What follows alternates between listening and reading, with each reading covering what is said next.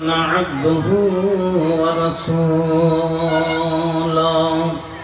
أما بعد فإن خير الحديث كتاب الله وخير الهدي هدي محمد صلى الله عليه وسلم وخير الأمور أوازرها وشر الأمور محدثاتها وكل محدثة بدعة وكل بدعة ضلالة وكل ضلالة في النار.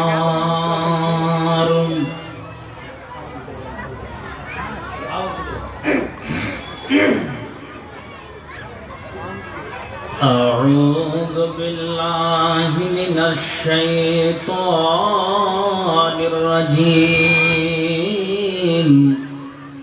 بسم الله الرحمن الرحيم.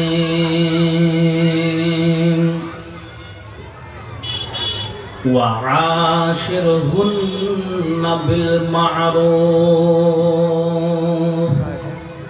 وقال الله تبارك وتعالى وعلى المولود له رزقهن وكسوتهن بالمعروف.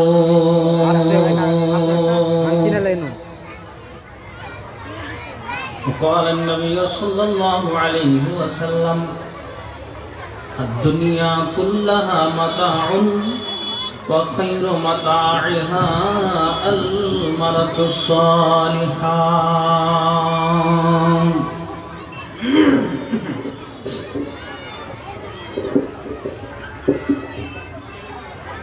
ডেকে দিবে যেদিন আমারে তোমার প্রিয় করে নিও, হায়াতের দিন ফুরালে খাতেমা ইমান মরে দিও। ও আল্লাহ কালেমা নসিব মরে দিও। ডেকে নিবে যেদিন আমারে প্রিয় করে নিও, হায়াতের দিন ফুরালে খাতেমা ইমান মরে দিও। ও আল্লাহ কালেমা নসিব মরে। তোমাকে করেছি পর দুনিয়ার বুকে, দুনিয়া করেছে পাপী মরি ধুকে ধুকে। তোমাকে করেছি পর দুনিয়ার বুকে, দুনিয়া করেছে পাপী মরি ধুকে ধুকে। পরিণতি হবে কি চলে গেলে দম, মালাকুল মউত আমার আসবে যখন, তখন তুমি রহমতের হাত বাড়ায়ো, কালেমা নসিব মোর দিও। ও আল্লাহ খাতেমা ইমান মরে দিও। দুহাতে কেড়েছি হক কত মানুষের, আঘাতে করেছি ক্ষত কত যে মনের।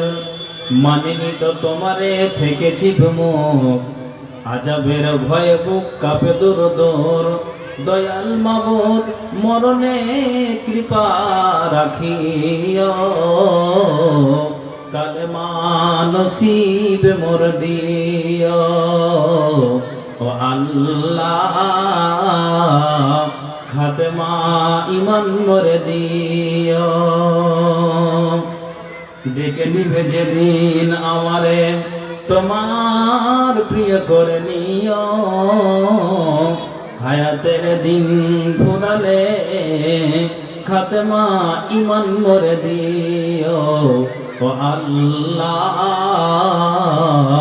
কালেমা নসিব মোর দিও।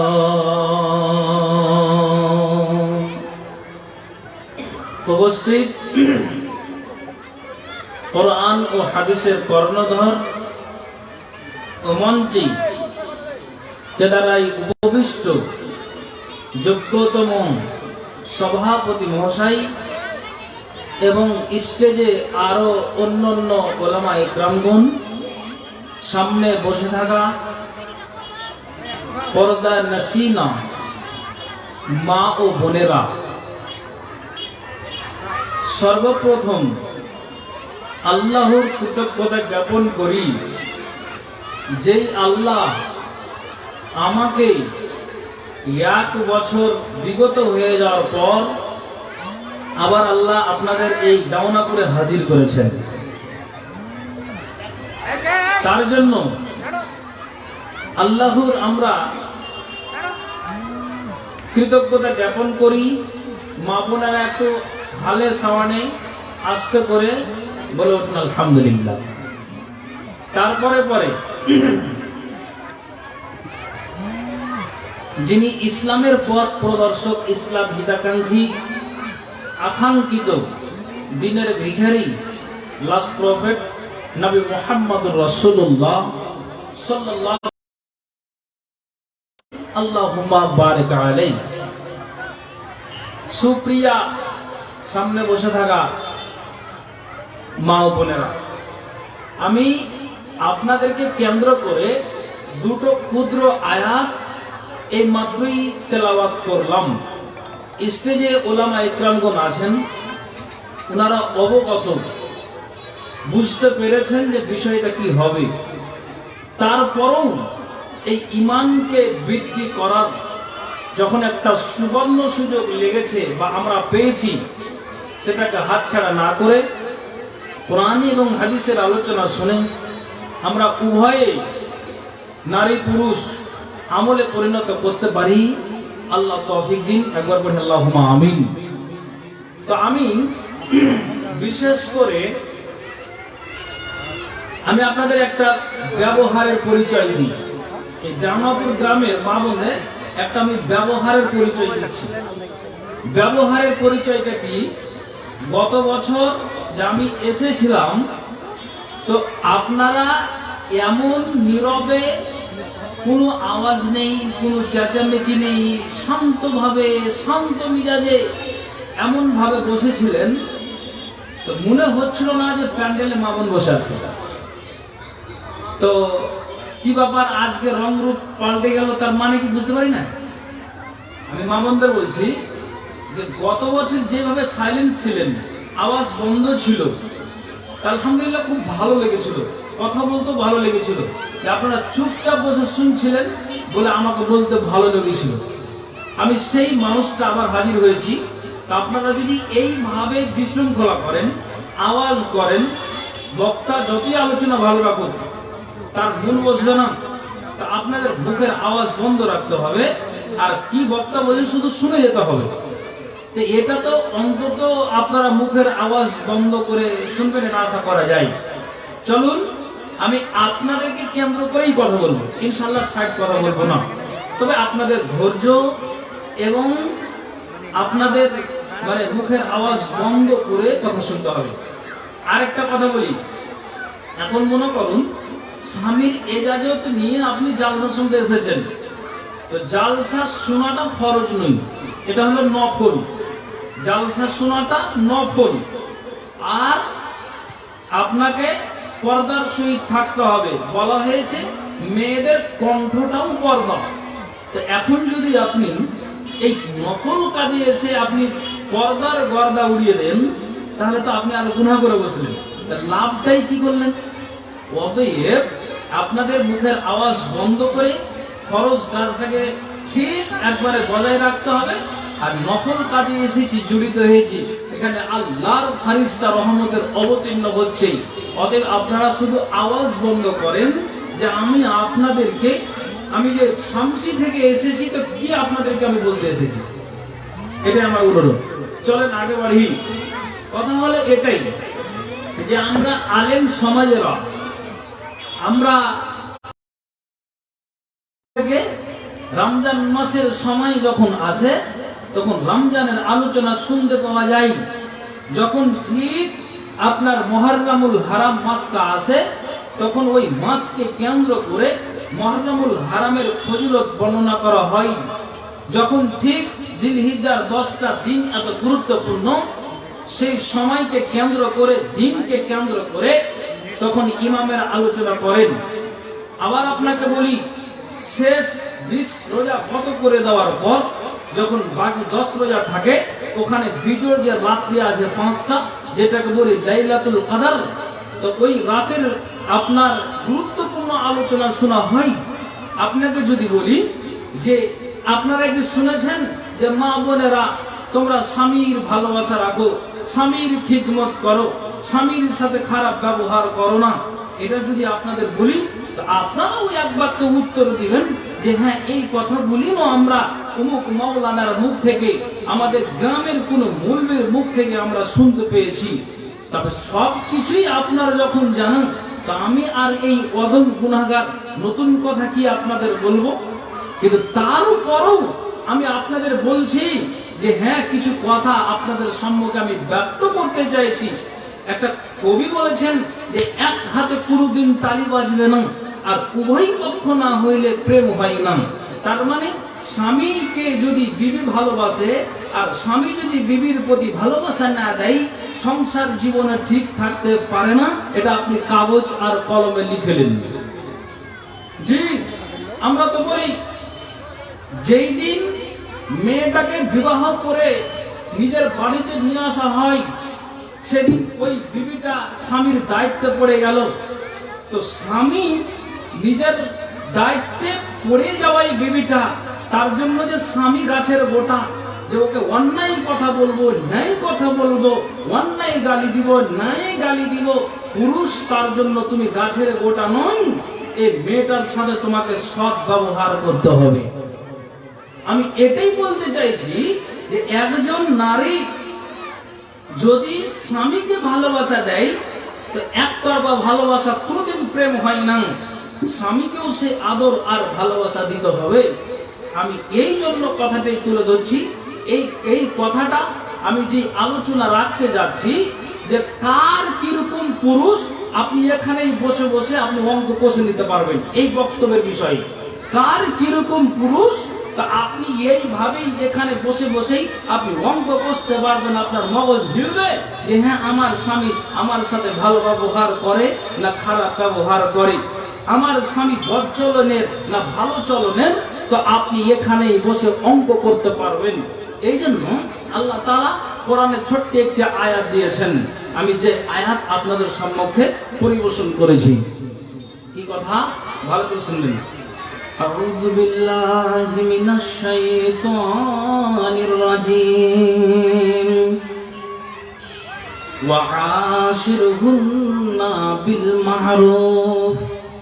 আল্লাহ বলেছেন, শুনে রাখো, নারীদের সাথে তোমরা সৎ ব্যবহার করো, নারীদের সাথে তোমরা ভালো ব্যবহার করো। তার জন্য তুমি একটা পুরুষ, এই ডাংমাপুরের একটা পুরুষ, তুমি কালিয়াচকের আলিপুর গ্রাম থেকে যে নারীটাকে তুমি তুলে নিয়ে এসেছো, তো তার জন্য যে তোমার বিবিটা তোমার তোমার তোমার অধীনে থাকবে বলে যেটা তোমার ভুল কথা সেটাও তাকে মানতে বলা হয়, যেটা সঠিক কথা সেটাও মানতে বলা হয়। অতএব পুরুষ রে, তুমি পুরুষ হতে গেলেও তুমি গাছের গোটা নয়। এই নারীটাকে তুমি সেবা দাও, ভালোবাসা রাখো, এই নারীর কাছ থেকেই তোমার সুখ আর শান্তি আসবে। অতএব পুরুষেরা তোমাদের বিবির প্রতি, নারীদের প্রতি খবরদার চড়াও হয়ে কথা বলতে যেও না। কেন? আল্লাহ তাআলা বলছেন যে ওয়াশিরুহুন্না বিল মা'রুফ, নারীদের সাথে সদাচরণ করো, সৎ ব্যবহার করো, ভালো ব্যবহার করো। এখন আমি আপনাদেরকে বলছি, নিজের পুরুষটা আপনার মালদা, আপনার টাউনশিপ থেকে, কিংবা মনে করেন ফারাক্কা কোনো বাজার থেকে নতুন একটা জিন্সের প্যান্ট আর পোশাককে নিয়ে আপনার মার্কেটে আর বাজারে আজারে ঘুরছে, ওকে যদি জিজ্ঞেস করা যায় যে এটা কেমন, বলছে আজকে জালসা, তো মার্কেটে একটা ঘুরি। তো তুমি নতুন পোশাক পরে তুমি কার সামনে ভাসতে যাও? এটা আমি পুরুষকে বলছি। নতুন একটা পোশাক টাউনশিপ থেকে খরিদ করার পরে তুমি কার সামনে ভেসে উঠো, নতুন পোশাকটা তুমি দেখাও কার সামনে। এটা কি উচিত? শরীয়ত এটা সাপোর্ট করেছে যে একটা বেগানা নারীর সামনে একটা পুরুষ ভাসবে, তো এটা শরীয়ত বলেছে? কখনোই না। একটা নারী যদি নিজের স্বামী তাকে যদি আপনার নতুন একটা 1000 টাকা দামের শাড়িকে কিনে দেয়, আর ওটাকে নতুন কাপড় পরিধান করার পরে যদি এই জালসার যমুনাপুরের মার্কেটে ঘুরে, বাজারে ঘুরে, তাহলে নারী তোমার এটা উচিত নয়। স্বামী দিবে তোমাকে কাপড় আর দেখাবে তুমি বেগানা পুরুষকে, এটা কোথায় আপনি পেলেন? বলবেন কি করে?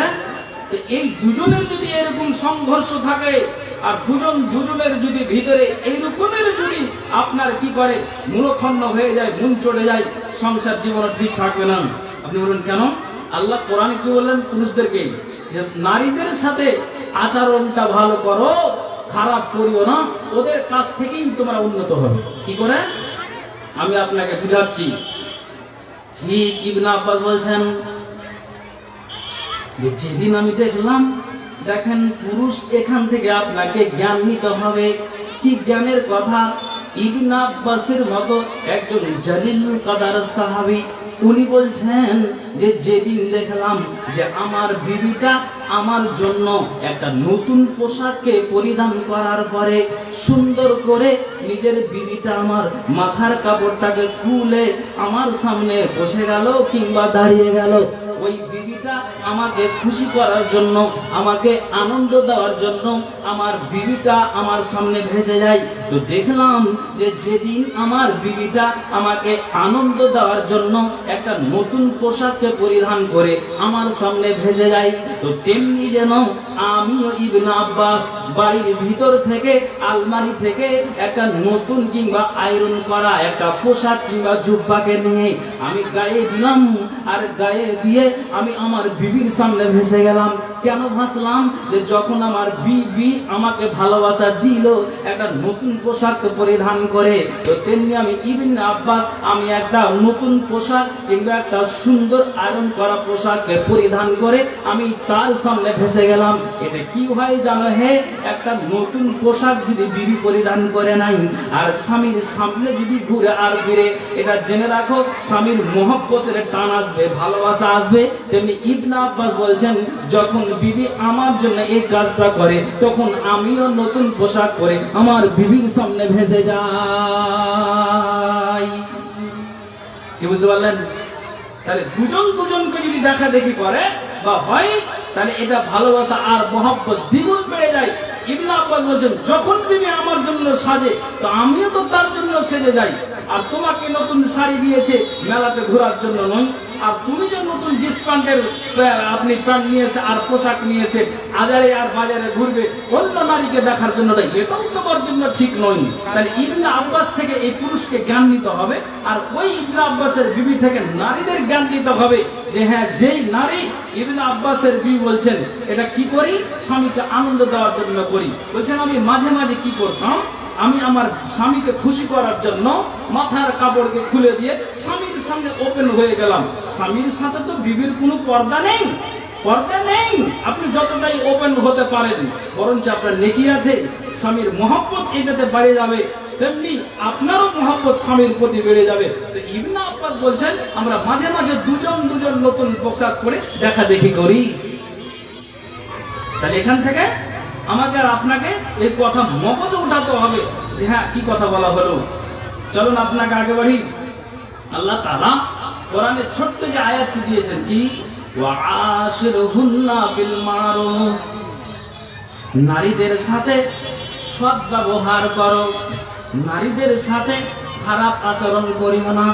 এরা এমন একটা মহিলা জাত, এদের খবরদার তোমরা কোনো কিছুই তাদেরকে বলতে যেও না।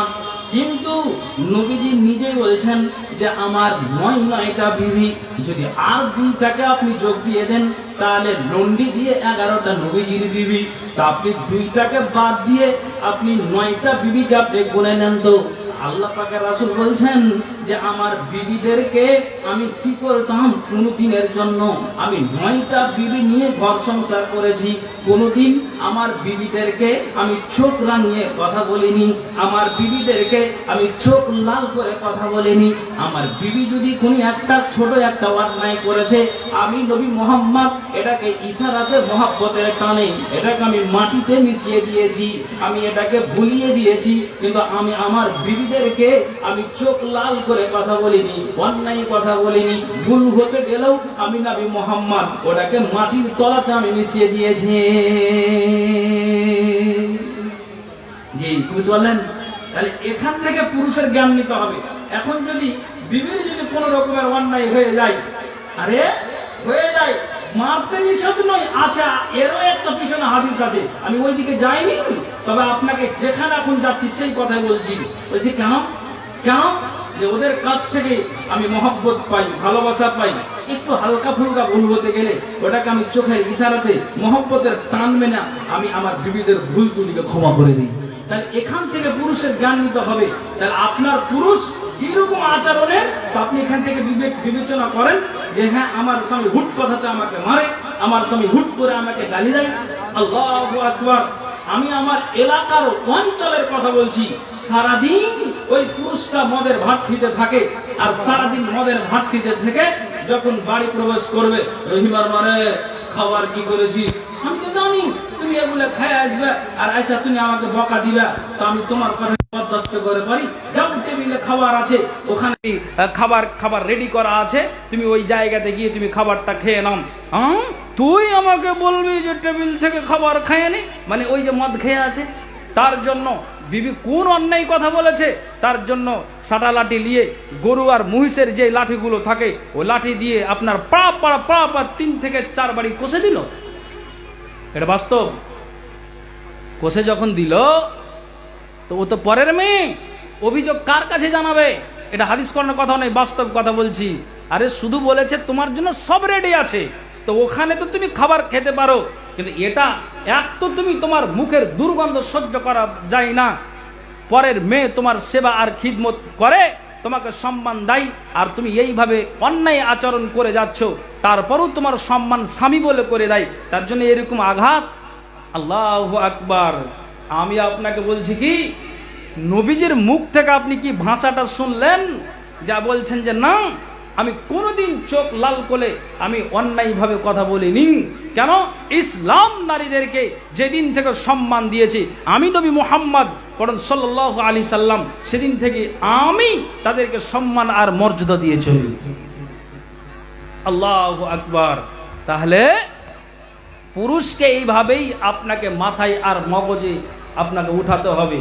রাসূল বলছেন, আবু হুরায়রা থেকে বর্ণিত, তিনি বলছেন ইস্তাউসু বিন নিসায়ে খায়রান, নারীদের সাথে সদ্ব্যবহার করো, নারীদের সাথে ভালো ব্যবহার করো, নারীদের সাথে উত্তম ব্যবহার করো। কেন না? ইন্নাল মারআতা খুলিকাত মিন জিলাইন ওয়া ইন্না আওয়াদা মা ফি জিলাই, নারীদেরকে বাম পাজারের হাড় সমূহতে সৃষ্টি করা হয়েছে। বাম পাজারের হাড় সমূহের ভিতরে ওপরের হাড়টা সর্বব্যাপী বাঁকা, যদি তাকে সোজা করতে যাও তবে ভেঙে যাবে, আর যদি তাকে ফেলে রাখো তবে সে বাঁকাই থাকবে। কাজে আল্লাহ পাকের রাসূল বলছেন যে ইস্তাউসু বিন নিসায়ে খায়রান, নারীদের সাথে তোমরা সদ্ব্যবহার করো, তোমরা খারাপ আচরণ করিও না। বলেন। আসসালামু আলাইকুম। মামুনদের বলছি যে আপনারা ওই গেটের কাছে সে যারা জাম করেন না, লোকের অসুবিধা হচ্ছে, গেটের পাশে যারা বসে গেলেন তারা মেহরবানি করে এইদিকে চলে আসেন, ডান দিকে চলে আসেন, গেটের জায়গাটা ফাঁকা করেন।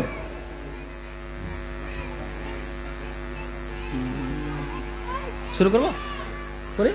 আচ্ছা হ্যাঁ, এবার শুনেন মা বোন, তাহলে আল্লাহ তাআলা কোরআনে কি বললেন আর রাসূল সাল্লাল্লাহু আলাইহি সাল্লামকে হাদিসে বললেন, তাহলে ওইভাবে পুরুষকে ভালো ব্যবহার দেখাতে হবে। আমি আপনাকে বলছি তার কারণ যে একটা ভালো করে শুনবেন, কিন্তু হ্যাঁ যদি নারী ভালো আচরণের হয়, ভালো ঘরের যদি ও বেটি হয়, তাহলে সংসার অটোমেটিকলি জড়িয়ে যাবে, সংসারে সুখ আর শান্তি আসবে। কি করে? তা আমি আপনাকে একটা কথা বলি, যদি খুব লাজুকা নারী হয়, তার মানে আমি দুটোই কথা বলছি, যেমন পুরুষের কথা বলি তেমনি নারীর কথা বলছি। জামালের যুদ্ধতে মা আয়েশা রাদিয়াল্লাহু তাআলা আনহা, উনি কিন্তু উটের উপরে সওয়ার হয়ে আন এমিনেহি কাতলা ওয়া আন এসারিহি কাতলা, ডান দিকে আর বাম দিকে তাকাই মরা মানুষ যাদেরকে হত্যা করা হয়েছে তারা পড়ে আছে। আম্মার বিন ইয়াসার তখন আয়েশাকে বলছেন যে আয়েশা, তোমাদের মতো একটা নারী আর তোমরা এইভাবে রাস্তায় ঘুরো আর ফিরো, তো তোমরা এখানে ডানে আর বামে তাকিয়ে একটা বেগানা পুরুষের দিকে, লক্ষ লক্ষ বেগানা পুরুষের দিকে নজর দাও, তো তুমি বাড়ি যাও আর বাড়ি গিয়ে কোরআনের ভিতরে একটা সূরা আহজাব আছে, এই সূরাটা হলো 33 নাম্বার সূরা, তো এই সূরা আহজাবটাকে খুলবে আর ওখানে খুলে তুমি 33 নাম্বার আয়াত ওই জায়গাটাতে তুমি পাবে, তো যাও গিয়ে তুমি সূরা আহজাবটাকে খুলে দেখো গা। তখন মা আয়েশা একটু চমকে উঠলেন যে আমি আসলাম আর আম্মার বিন ইয়াসার আমাকে ধমকের সাথে বলছেন যাও বাড়ি গিয়ে তুমি সূরা আহজাবটাকে খুলে দেখবে, তার মানে তা আয়েশা আম্মার বিন ইয়াসার বলছেন হ্যাঁ তোমাকে আমি বলছি সূরা আহজাবটাকে খুলে দেখো গা। মা বোন আমার, আমি আপনাকে বলি নবীজির যতগুলো বিবি রয়েছে সবগুলোই আল্লাহর জান্নাতে যাবে, তো তার ভিতরে মা আয়েশা উনি বলছেন যখন আমাকে আম্মার বিন ইয়াসার এই কথাটা বললেন তখন যেন আমি লাজুক হলাম, আমাকে শরম লাগলো। আমি বাড়ির ভিতরে আসলাম আর বাড়ির ভিতরে এসে সূরা আহজাব, এটা 33 নাম্বার সূরা, আমি ওই সূরাটাকে খুলে দেখলাম, আমি শুরু থেকে পড়তে আরম্ভ করে দিলাম। আর পড়তে পড়তে যখন আমি 33 নাম্বার আয়াতে আসলাম তখন আমার মগজটা হিলে গেল। তখন আয়েশা বলছেন আল্লাহ, আমার স্বামী এমন একটা মানুষ ছিলেন যে আমাকে কোনোদিন আমি নবীর জীবদ্দশায় আয়েশার বিন্দু মাত্র ভুল হয়নি, আয়েশা অন্যায় করেনি, কিন্তু নবীজি এখন কবরে আছে আর আমার দ্বারা দিয়ে একটা অন্যায় কাজ হয়ে গেল। আল্লাহ, এটা আমাকে লাজুক লাগে, এটা আমাকে শরম লাগলো, আমাকে হায়া লাগলো যে নবী মরে যাওয়ার পরে এটা আয়েশা একটা ভুল করে বসেছেন।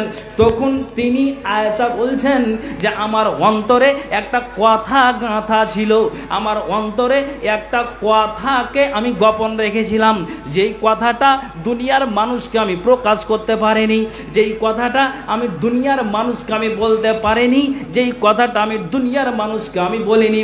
কি কথাটা? তো হযরত আয়েশা তিনি বলছেন যে যেই জায়গাতে নবীজিকে দাফন করা আছে ওই জায়গাতে একটা দুইটা করে করে 4খানা কবর আছে, 4খানা কবরের ভিতরে একটা কবর এখনো ফাঁকা আছে, ওই কবরটাতে হযরতে ঈসা আলাইহিস সালামকে ভরে দেওয়া হবে যেদিন কিয়ামত সংঘটিত হবে। তো 3টা কবর কার এখন বিদ্যমান? একটা নবী মুহাম্মদ, আবু বকর, তারপরে হযরতে উমরের কবর। তো ঠিক আয়েশা তিনি নিজে নিজে ভেবেছিলেন যে নবীজি আমাকে এতটাই ভালোবাসতেন যে আমি একটা ভুলাভালি মেয়ে, আমার দ্বারা দিয়ে কোনো একটা ভুল হয়ে যেতে গেলে আমাকে নবী মুহাম্মদ আঘাত দিয়ে কথা বলেনি আল্লাহ, আমাকে চোট লাগিয়ে কথা বলেনি আল্লাহ। যেমন আমাকে আমার স্বামী নবী মুহাম্মদ আমাকে ভালোবাসা দিয়ে, আদর দিয়ে, সম্মান দিয়ে আমাকে রাখতো, তেমনি আমি নবী মুহাম্মদের আমি সম্মান করতাম। এটা কিসের জন্য? এক তো নবী মুহাম্মদ, তারপরে তিনি আমার স্বামী। তো এটা আমি এটা মনে মনে এঁকেছিলাম যে নবীর পার্শ্বে আয়েশার যেন কবর হয়। তো আমি এটাই সামান্য ভুলটা করে দেওয়ার কারণে আমাকে লাজুক লাগলো, আমাকে শরম লাগলো, আমি লজ্জিত হয়ে গেলাম। তখন আমি আমার মনের ভেদের কথাটা মানুষের সামনে প্রকাশ করলাম। ওরে দুনিয়ার মানুষেরা, যেদিন আয়েশার দম যাবে, যেদিন দুনিয়া থেকে আয়েশা হারিয়ে যাবে, তার মানে আয়েশা মারা যাবে। এই কথাটা মাথায় রাখিও, এই কথাটা তোমাদেরকে কানে দিলাম, এই কথাটা খবরদার তোমরা মাথায় রাখিও। আমার ইচ্ছা ছিল যে নবীর পার্শ্বে আয়েশার জন্য কবর হয়, কিন্তু এটা ভুলের কারণে আমি এত লজ্জিত হয়েছি। নবীর পার্শ্বে কবর দিয়ে আমি নবীর পার্শ্বে ঘুমাতে পারবো না। আল্লাহু আকবার। এটা তো জান্নাতি নারী, একটা ভুল।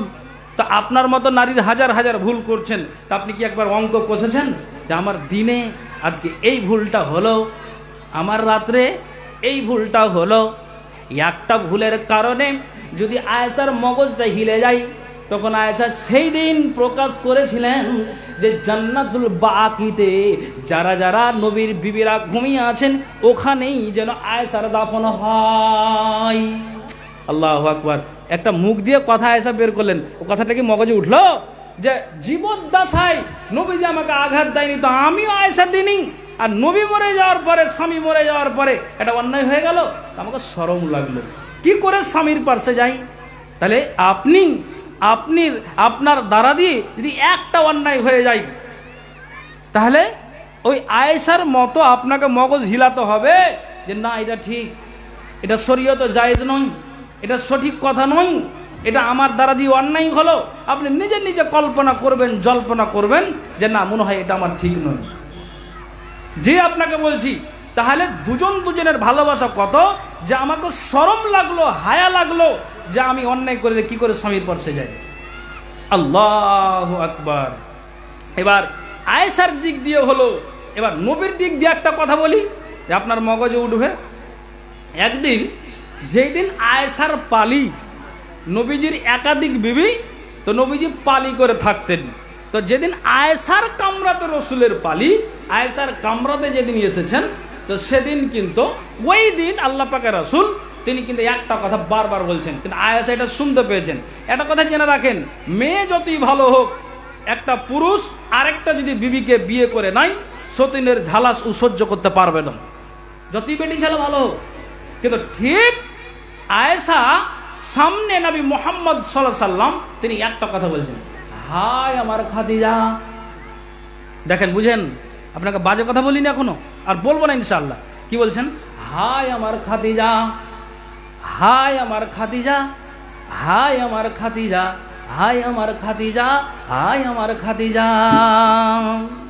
আয়েশা খুব চালাক ছিলেন, তখন বলছে আল্লাহ রাসূল একটা কথা জিজ্ঞেস করবো। বলছে কি কথা? বলছে আপনি আমার পালিতে এসে ফুলসজ্জার রাত্রিতে স্বামী আর বিবির ভালো আর মন্দ কথা হবে, নতুন পুরাতন কথা হবে, কিন্তু আপনার মুখ দিয়ে আমার পালার দিনেই আপনি একটা কথা বলছেন, হায় আমার খাদিজা, হায় আমার খাদিজা, হায় আমার খাদিজা। তো আপনি খাদিজাকে এত কেন ভালোবাসেন? আপনি এত খাদিজাকে মরে যাওয়ার পর আপনি কেন এত আপনি স্মরণ করেন? তখন আয়েশাকে নবীজি বলছেন যে এ আয়েশা তুমি শোনো, এটা আমার এমন একজন বাড়িওয়ালি ছিল, আমার এমন একজন বিবি ছিল। আয়েশা তুমি কান খুলে শোনো, যেই দিন মক্কা নগরীতে, যেই দিন আপনার মক্কার মাটিতে কোরআনকে নিয়ে যখন আপনার হইচই শুরু হয়ে গেল, কোরআন বন্ধ করে দেওয়া হবে, নবীর হাদিসকে বন্ধ করে দেওয়া হবে। আয়েশা তুমি এই কথাটা শোনো, আমার ঠিক আমার চাচা, ঠিক আমার চাচা আবু তালেব আমাকে নিজে বলেছিল যে ভাতিজা শোনো, মক্কার মাটিতে যদি কোনো মায়ের লাল থাকে আর আমি বেঁচে আছি, তোমার গায়ে যদি কেউ আঘাত দেয়, তাহলে আমি তার গর্দানটাকে কেটে দিব, আমি তার গর্দানকে উড়িয়ে দিব। তোমাকে আমি বলছি খবরদার, তোমাকে চিন্তা করতে হবে না, তোমাকে টেনশন নিতে হবে না, কেননা তোমার চাচা বেঁচে আছে, তুমি দিনের দাওয়াত চালিয়ে যাও, তুমি দিনের কাজ করে যাও। কেউ যদি তোমাকে এই নালিশটা করে, তাহলে আমাকে তুমি অবজেকশন জানাও, তুমি আমাকে খবরটা দাও, আমি খবর পেতে গেলেই তার গর্দানটাকে উড়িয়ে দিব, তাকে আমি দাঁড়াপাট করে দিব, তোমাকে টেনশন নিতে হবে না। বলছে দুইজন লোক বলে আমার টেনশন হচ্ছে। তো হাজরাতে আয়েশা রাদিয়াল্লাহু তাআলা আনহা উনি বলছেন যে আপনার চাচার কথা স্মরণ করছেন, চাচা বলেছিল খুব গুরুত্বপূর্ণ কথা, আমি মুশরিক হতে গেলেও কিন্তু দিনের তুমি দাওয়াত দিবে, কেউ যদি তোমার প্রতি আঘাত হানে তাহলে আমি তার সম্মুখে বীর মুজাহিদের মতো দাঁড়িয়ে যাব। কে আমার ভাতিজার গায়ে আঁচড় লাগাবে? আমি এখন জীবদ্দশে আমার ভাতিজার গায়ে আঁচড় লাগাতে দিব না। এটা কে বলেছিল? না তা আবু তালেব বলেছিল। তো এই জন্য চাচাও তো দুনিয়া ছেড়ে দিয়েছে, মরতে তো সবাকেই হবে। তো এখন যদি মক্কা নগরীতে কেউ হামলা চালাই, এই কথাটা বীরের মতো কে বলবে রে আয়েশা? তার জন্য চাচাকে বলে স্মরণ হয়েছে। এই জন্য একটুখানি আমার ভাবনা আর চিন্তার মাধ্যম দিয়ে দিন কাটছে। তা আপনি আপনার বিবি খাদিজাকে নিয়ে এত কেন ভাবছেন? এই দেখেন মা বোন আমার শুনেন, নবীজি বলছেন আয়েশা শোনো, এই খাদিজা এমন একটা আমার বিবি ছিল যে নিজে আমাকে আমার খাদিজা বিবি বলেছিল যে শুনো আল্লাহ পাকের রাসূল, আমার আব্বাকে আল্লাহ ধন মাল দিয়েছে, আমার আব্বাকে আল্লাহ ধন মাল দিয়েছে, সম্পদ দিয়েছে, আমি একটা বড় লোকের বেটি। দুনিয়ার মানুষ জানে আরব কান্ট্রি